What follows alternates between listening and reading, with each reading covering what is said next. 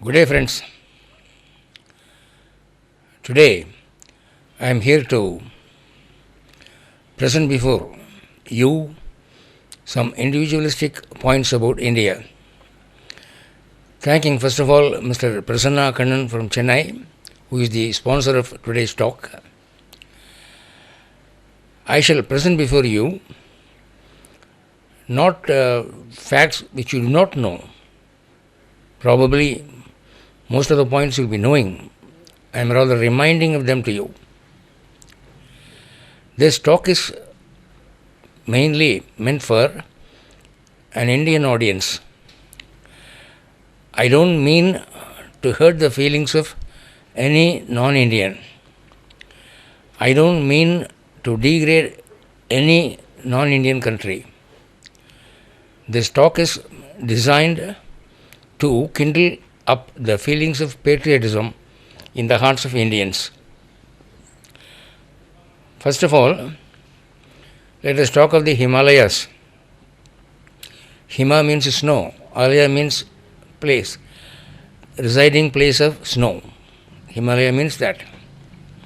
It is one of the highest hills of the world. It is ever covered by snow, thereby giving birth to perennial rivers to India. These rivers never get dried up. These rivers keep Indian lands fertile all through the year. Further, these Himalayas acts as a barrier to stop the cold wind coming from the north of Asia, so that the country is saved from bitter coldness. We know about many countries where all the houses are covered up with snow. Every morning they have to clear up the snow from their houses. Such a task India escapes from. No Indian is suffering like that. And the Himalayas is the main reason. And rivers which originate from Himalayas, not to talk of them, there are many more rivers. Yuan Suwang, when he came to India, he makes a reference to 500 rivers in India. Megasthenes says that no other country in the Asian continent has this many rivers. Having a river is a blessing, because every nation depends upon cultivable lands for food. India is so fertile. One rare feature about India is, starting from Kashmir to Cape Comorin, India has the longest stretch of alluvial soil. Alluvial means river connected. That is, this long stretch of land is cultivable. Anywhere you can cultivate, leave alone the small piece of desert in the north or some hilly areas. Even other countries have cultivable lands, but we find many places barren, very much intercepted by hilly areas, red rocks, that way. But India is a fertile country from Kashmir to Cape Comorin, cultivable. And this is a blessing that God has given to Indians. I would say that India is the choicest piece of land on the globe, given by God to those Indians who are Vedantists, who believe in the Vedas, who adopt the fashion of living suggested by the scriptures. This Indian piece of land, you see, it is 3 crores and 3 lakhs of square kilometers in total area. 3 crores and 3 lakhs of square kilometers. But an interesting observation is that every 100 square kilometer has some temple, some shrine connected with some incarnations, some Mahatma, some legend. Because India is basically a religious land. Every country is religious, but this much of importance to religion we cannot find in other countries. You come to India, you will find every shop, every business concern named after some deity. Sri Venkateshwara Cloth Stores, Sri Vignesha Hotel. Everything is named after a deity. Whereas in other countries, of course, there are some places which are named after religious personages, but mostly they go for fashionable names. Here, religion is the lifeblood of the nation. If you turn the pages of the writings of Yong Swang, he says while he was in India, it is somewhere about 630 AD. That was the time when Harshavardhana was ruling India. This Yong Swang came to India to collect manuscripts of Buddhism. By the way, he has made a record of his observations about the country. He writes, most of the Indians are vegetarians. At least the high caste people are all vegetarians. And more interesting than that is, onion and garlic are forbidden. You see, this observation is made as early as 630 AD. And these people, they follow a certain religious pattern of living. And Yong Song writes that all these Indians are gracious to look at. Their movements are very graceful. The way in which they sit, they stand up, they walk, they lie down, everything is very gracious. And he has made an observation of this in many places. And he says this food habit of Indians is very strict and very much controlled by religious scriptures. So, this food control was a notable fact in India.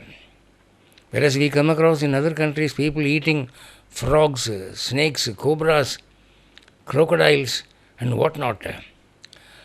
Here in India, the society was very careful not to corrupt their minds by tamasic or rajasic food. And he says India was a very rich country. Yong Song, even Fahyang makes a record of that. India was a very rich country, so rich that it was a point of attraction for the Persians, for the Mughals, for the Dutch, for the Portuguese, for the French, for the British. Every ruler of any nation, for that matter, had in his mind as a dream to visit India. Just as we say proudly today that I am France returned, I am USA returned, I am Australia returned. There was a time when people thought it to be a matter of pride to say that I am India returned. I have gone to India once, you know. What a great thing it is. So all globetrotters, Columbus, Vasco da Gama, anybody had in his mind, at the back of his mind, this goal to visit India at least once. They tried.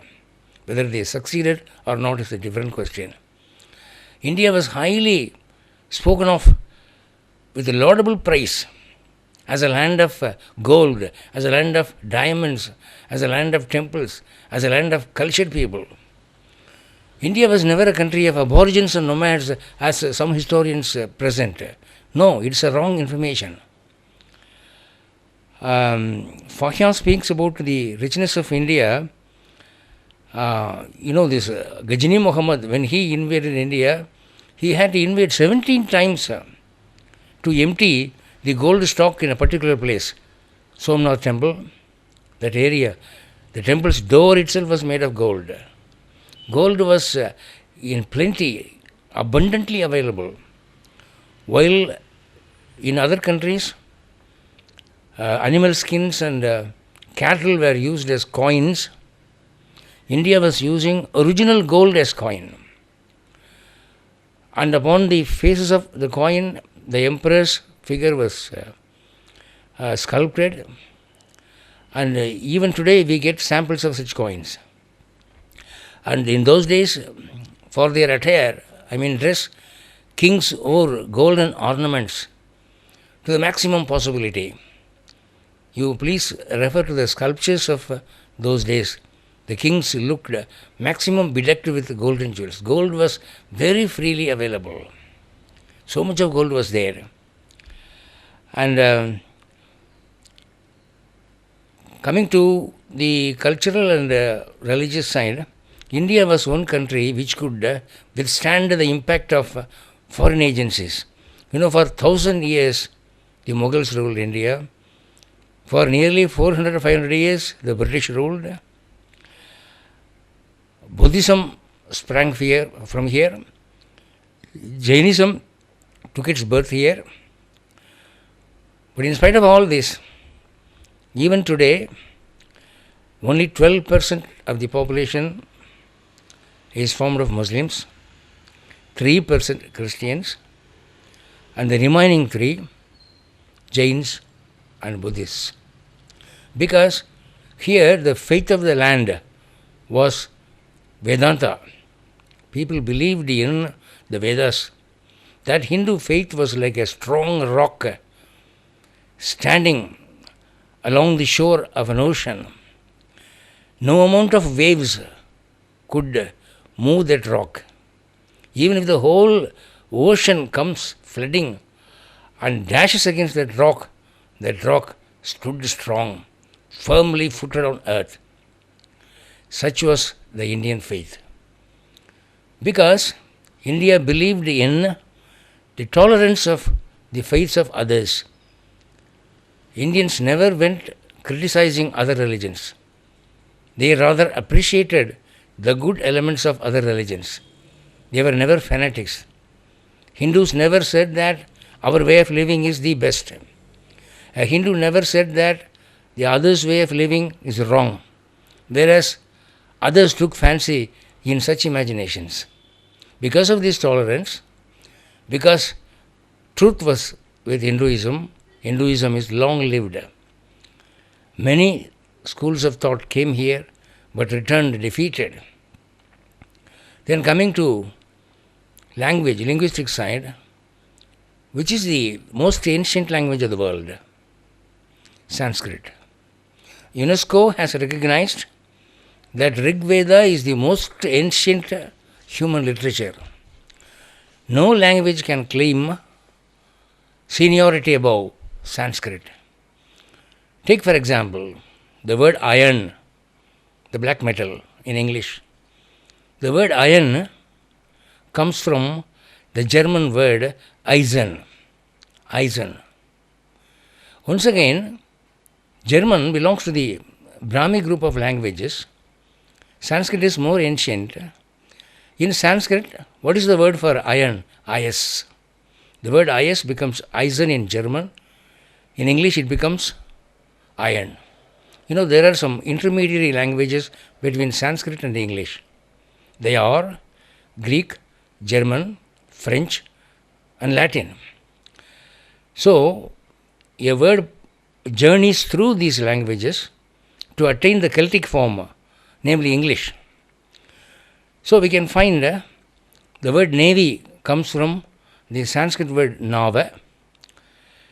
The word father comes from pita, peter, father, mata, mater, mother, bhrata, brother, nasika, nose, nama, name. So, it is quite possible that the vocabulary of Sanskrit traveled through these languages, this Brahmi group of languages, to attain the English form. And in any standard English dictionary, we find the root of many English words coming from German, Latin, French or Greek.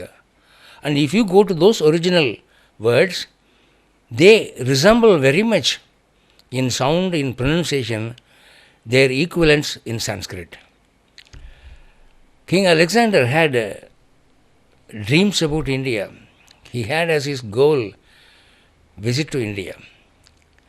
He was dreaming day and night to go to India one day or other. While he came here, he was surprised by our vegetation, sugar cane. He was fancied. Hey, look at this plant, looking like a stick. You break it and eat, it is sweet. He took with him sugar cane and planted them in his country. That is how Indian sugar cane went westward. And it is told that one of the soldiers of Alexander, he got bitten by a snake, and a Purohit, a Brahmin from India, chanted some mantra and removed the poison, snake's poison from the soldier's body, he could survive. It is on record. And plastic surgery was very popular in India. Do you know that the earliest eye operation was done by an Indian? It is sage Sushruta. He has written Sushruta Samhita. He was good in plastic surgery. He speaks of replacement of nose. Supposing you are a king, you go waging war against your neighboring country. In the war, your nose gets cut off. The king comes to the famous medicine man, Sushruta. There he says, remove some flesh from the cheek and make it in the form of a nose and insert 2 stalks for the whole of the nose from castor oil plant. Then stitch that thing with some fiber, some plant fiber, and keep pouring castor oil for 1 month. After 1 month, that becomes original nose. So this kind of plastic surgery was in practice. If you turn the pages of Sushruta Samhita, we find a record of this. Whereas we are bragging so much about plastic surgery today, now in 2015. Sushruta belongs to thousands of years back period. And even during British period, we come across about the story of a British soldier. The Gazette says that his nose was cut in the battle. A potter, a man who makes pots from mud, he did that plastic surgery for that British soldier and he got back his nose. It is on record.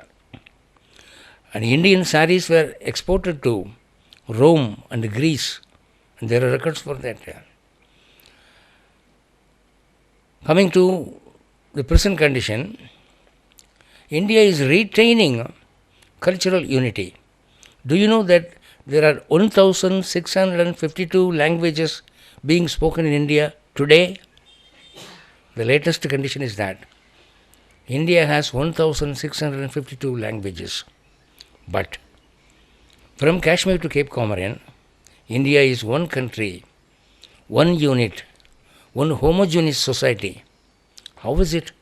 Because for all of them, Ramayana is one, Mahabharata is one, Vedas, the common believing basement. Here, culture is one.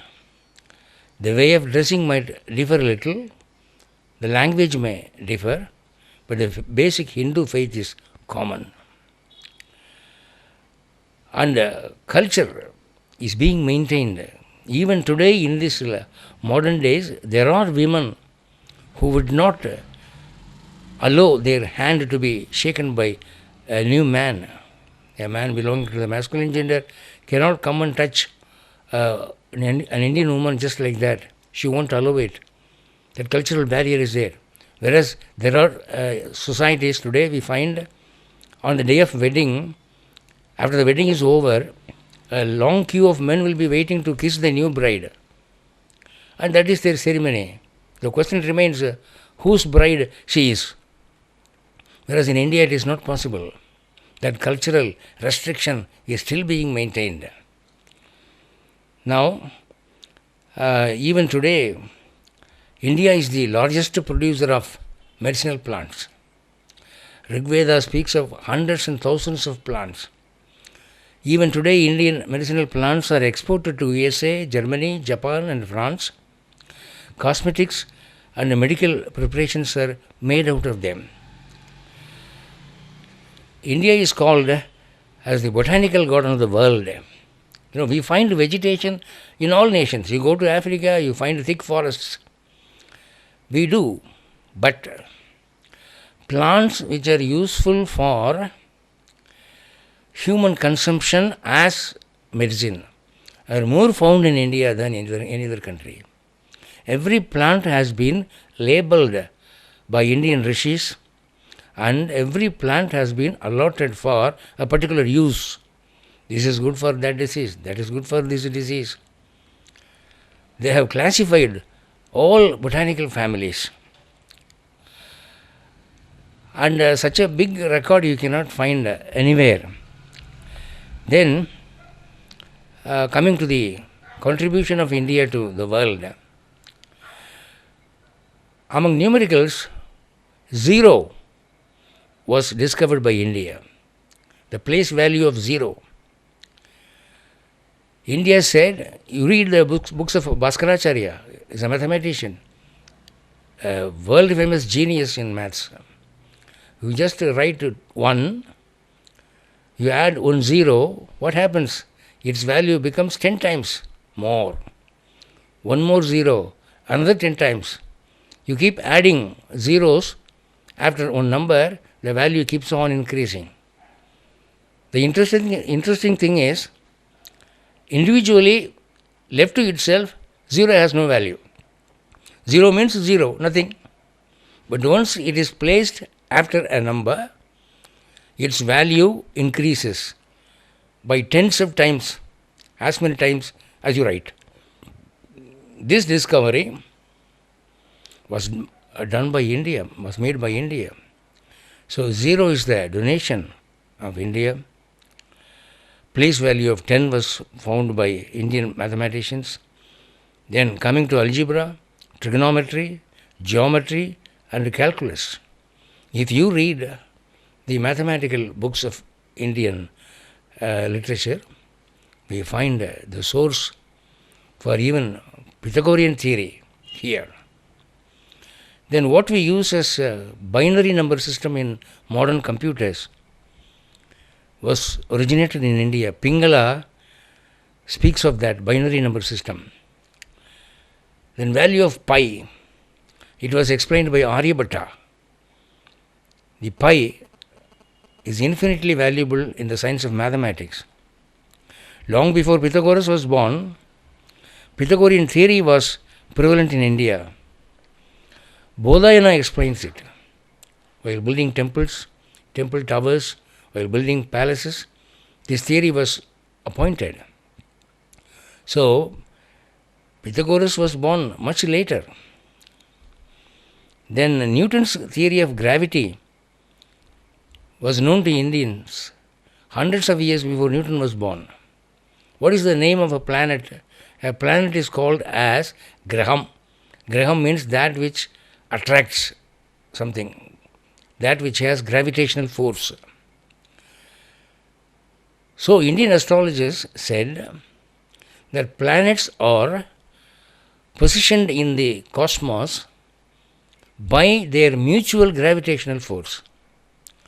Each planet had its own strength of gravitational force. By supplementary and complementary positions, these planets mutually balanced themselves. So they called them as grahas. Graha means that which attracts by gravitational force. Earth is a graha, moon is a graha. So the very word, Bhugola, Gola means round. They knew that earth was round. They were not fools enough to say that earth is flat. No, it never happened. They knew that earth was round.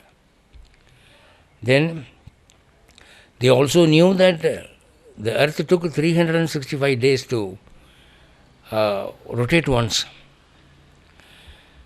Then astronomy and cosmology originated here. Have you heard of almanacs ephemeris in India? These ephemeris calculated the position of planets. It was a pre-calculated mathematics. They said in the year of 2015, in the month of August, this planet will be here, that planet will be here. They had mapped the skies. They had fixed the positions. They knew when lunar eclipse will come. They knew when solar eclipse will come. I hear that whenever these astronomers belonging to NASA had some difficulty in judging the time, fixing the time exactly, depending upon the position of planets, they took resort to the almanacs of India, because their calculation was more accurate than the calculation of a computer or a calculator. Then chess game was invented in India. Long thousands of years ago, Indian kings were good in chess games. The world's first university was in Takshila, 700 BC. Takshashila University was the world's first university. Then Ayurveda is the earliest school of medicine in the world. Allopathy is much later. Homeopathy is still later. But this Ayurveda is the earliest system of medicine known to man in the world. And there are records to prove it. You read the books of Ayurveda. Sushrita had done 3,000 surgeries and he had 120 surgical instruments. It seems he had an instrument by which he can cut a human hair lengthwise, not widthwise. Lengthwise he could cut a hair. He had such an instrument with him, it is said. Then we come to the next point. Till in 18th century, diamond mines were discovered in Brazil. India was the only source of diamonds. You know, in modern days, we get diamonds from Brazil.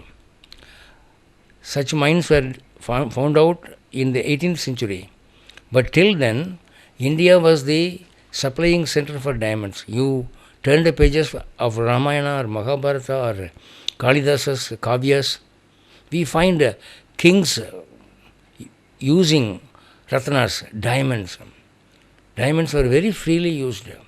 In Valmiki Ramayana, we come across a reference to diamonds hanging on the door of the castle of Pandya king. So diamonds were not new for Indians. Then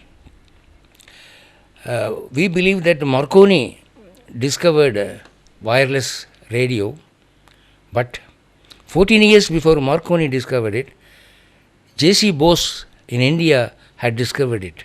That is a practical fact, and in latest period, the world has come to approve of it. Then paintings of Ajanta and Ellora. For hundreds of years, for more than 1,000 years, these paintings do not fade. Whereas we have so many paints, modern chemicalized paints. We use distembers in houses. We paint the statues of the temple. But what happens within 3 years or 4 years? Those paints fade away. Whereas the paintings of Ajanta and Ellora are still alive.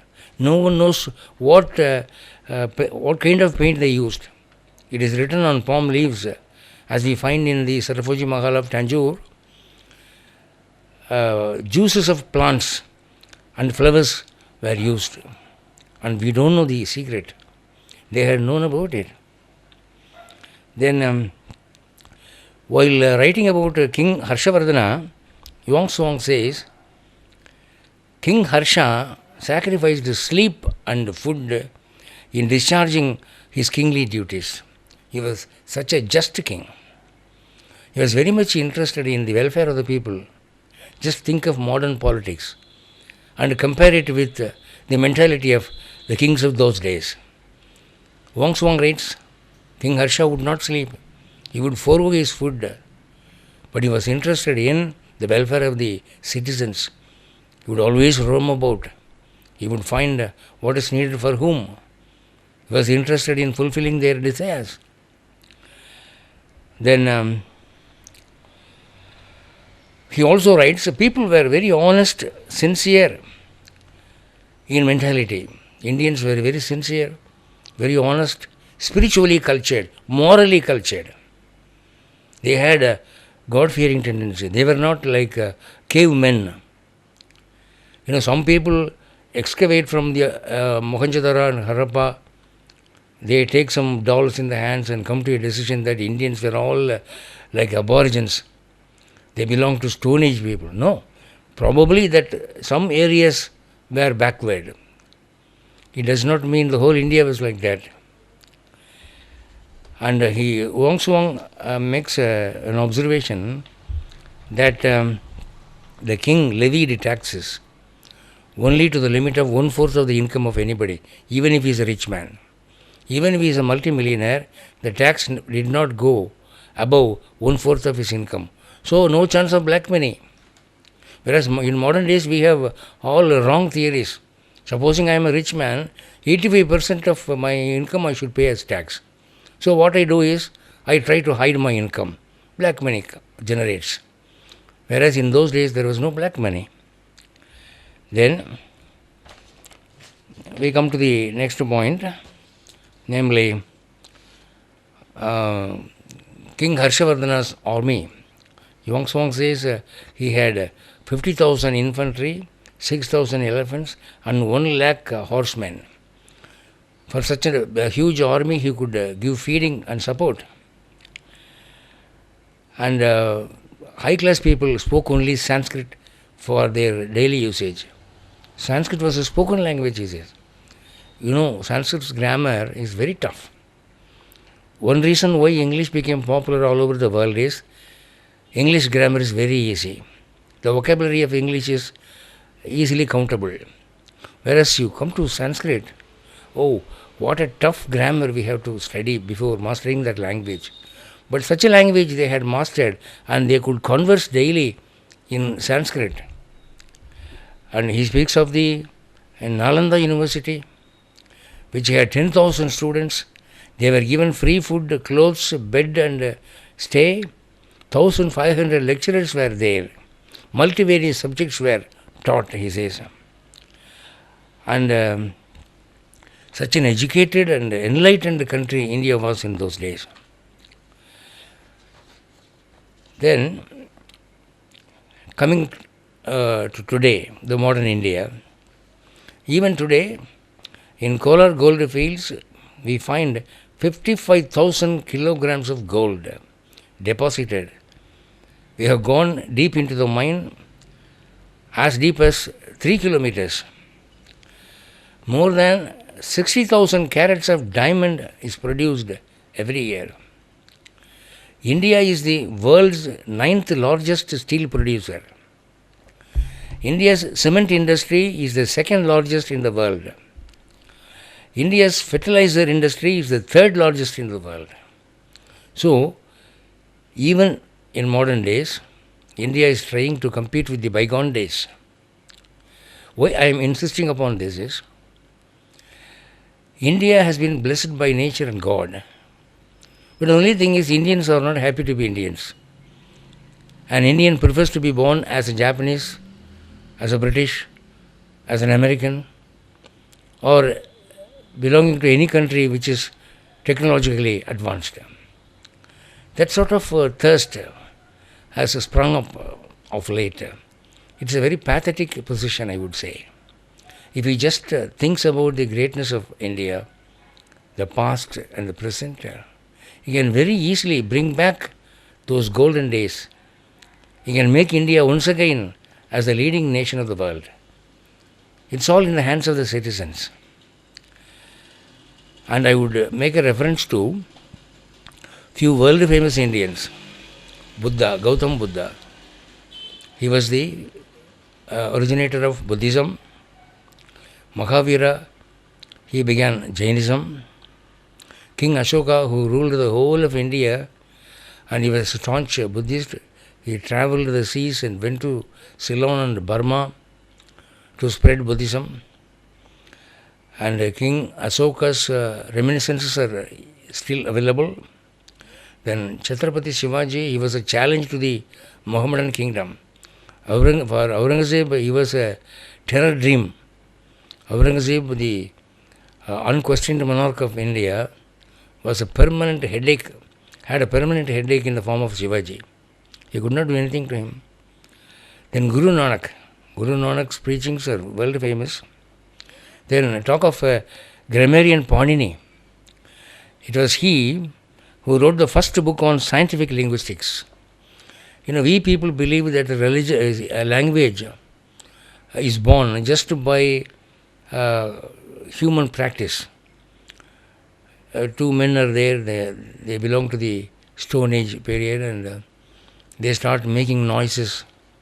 They give names to objects, animals, flora and fauna, just accidentally, and that is how the language is born. That is the theory established by the West today. But Panini proves that no language was born like that. Language was created by very wise people. They had a divine grace behind them. They had stipulations. They had reasons why they wrote grammar books. They had convincing reasons why a grammar should be there for any language and why a grammar should be this way and not the other way. If you go through the pages of Sanskrit grammar, you will find a rational explanation as to why it should be there. No, we don't like regulations. We want to use language as freely as an illiterate. But Panini gives restrictions. No, don't do it. It is going to harm you back. If you preserve a language, its grammar and basement, you are going to be a cultured man. That is, your expression will be more accurate. When you give expression to your thinking, that expression must be in such a way that it must not give room to any misconcept, any wrong understanding. If the listener understands something which is not what you wanted to express, then the language is a failure. Such a failure Sanskrit never faced with. Whereas modern languages do face with such failures. Supposing I say coming. Now the word coming, present continuous tense. By this I can indicate that a dog is coming, or a man is coming, or a woman is coming, or a bird is coming, or wind is coming, or a storm is coming. For all this we use only one word, coming. So there is no scope for understanding to what sex or to what person the figure referred to belongs. Whereas in Sanskrit it is not like that. When you want to say that one person is coming, if it is masculine gender, there is a separate verb for that. If it is a feminine gender, there is a separate verb for that. If it is two people, there is a separate verb. If it is more than two, the verb will be different. So by such divisions, the language becomes sharper. You cannot misunderstand. And because of that only, they recorded many secrets, medicinal secrets, biological secrets, sculptural secrets, Vedic secrets. That is why Indian philosophy is not dead even after thousands and thousands of years. There is no room for misconceptions. Then what do you say about Vivekananda? Vivekananda is a man who opened the doors to Indian thinking when he was in West.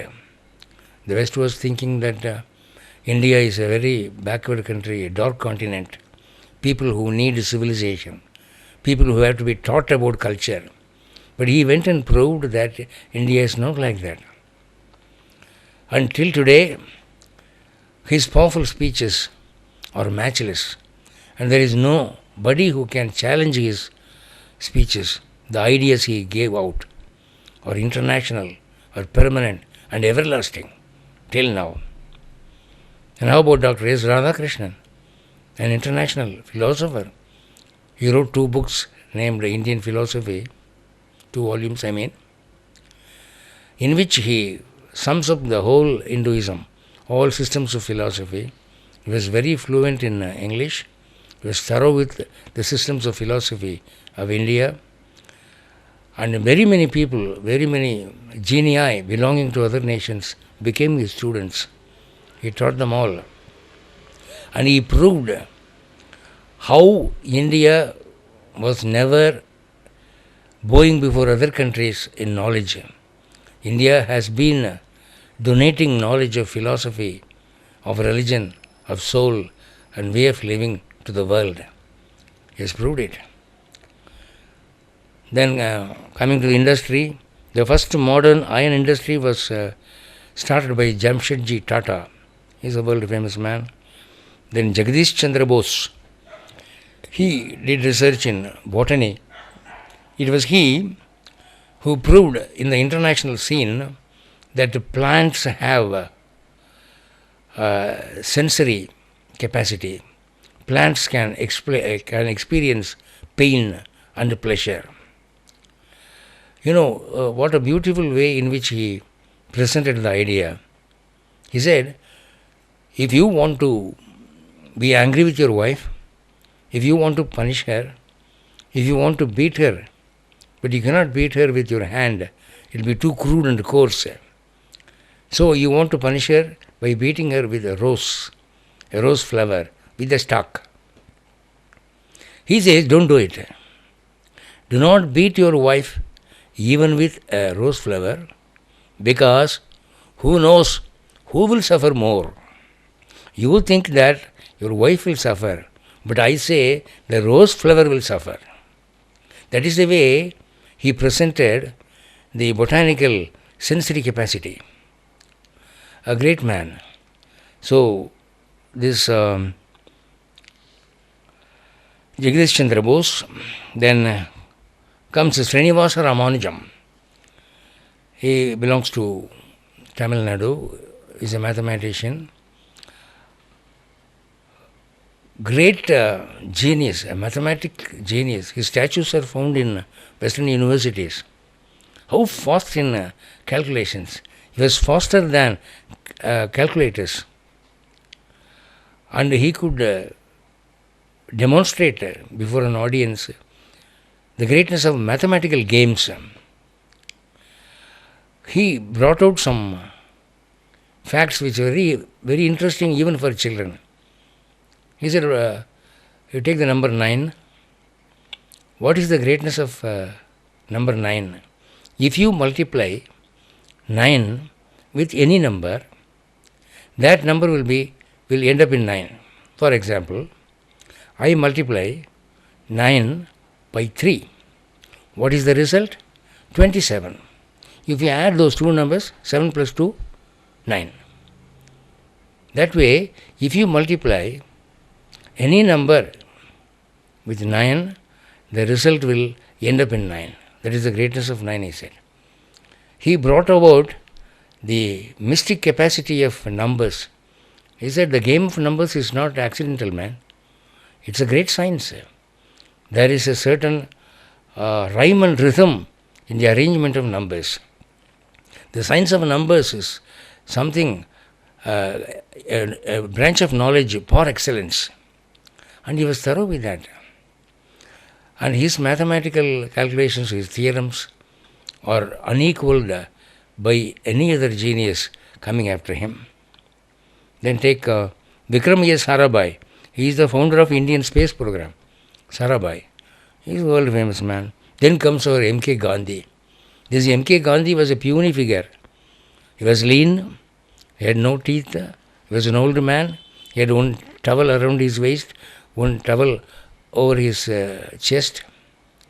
But he could oppose the whole British Empire. Winston Churchill used to say, let Gandhi take up a gun against me, or a cannon against me, or wage a war against me. I can very easily tackle him. But the pity is, he doesn't do it. That is why I am not able to tackle him. He doesn't face me martially. Let him do it. I will finish his story within a minute. But he has taken up in his hands Satyagraha, Ahimsa. I am not able to deal with him. He is a terror to me in dreams. I don't know how to deal with this Gandhi. Such was his spiritual power. Such was his mental capacity. So he could terrorize the largest empire of the world. They used to say the sun never sets in the British Empire. But that empire had for its fearsome challenge this man, this Gujarati. M.K. Gandhi has been recognized as a world leader, as a humanitarian leader all over the world. Many nations have released postage stamps honoring him. It's a unique greatness. And that Gandhi had his admiration for Vedanta. He believed in the Vedas. He believed in Ramayana. He believed that Indian philosophy was the greatest.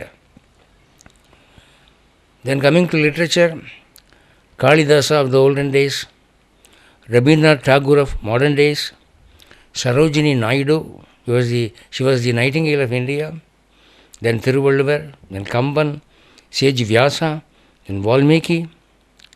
These are all great people whom time cannot ignore, whom time cannot forget. Such massive figures they are. They have made an impressive impact upon the history of humanity. Nobody can ignore them. They have created such an impact in human history that you cannot forget them. The writings of Gandhi, the writings of all these people show that India is a unique nation. To be born as an Indian is something great. Of course, I do agree that in modern days Indians feel very bad about the government and administration. But I would say that Indians have a great boon in their hands. What is that? They can pray to the Almighty for a just administration. If only they indulge in sincere prayers, I would say if 100 crores of Indians employ themselves in sincere prayers to God, pleading for a just administration of the nation, what will happen? These political plunderers and swindling administrators will vanish in no time. But the pathos is Indians don't do it. They have a weapon in their hands. They can use it against the lion, the tiger of time. But they don't do it. If they do it, they can create the old India again. Once again, India will be number one country in the world. They can do it. The goal of Rishi Dharma is pray for India. Pray for India. Pray for India. You can bring back the old India. That's what I aim at. The motto of this talk is that. Jai Hind.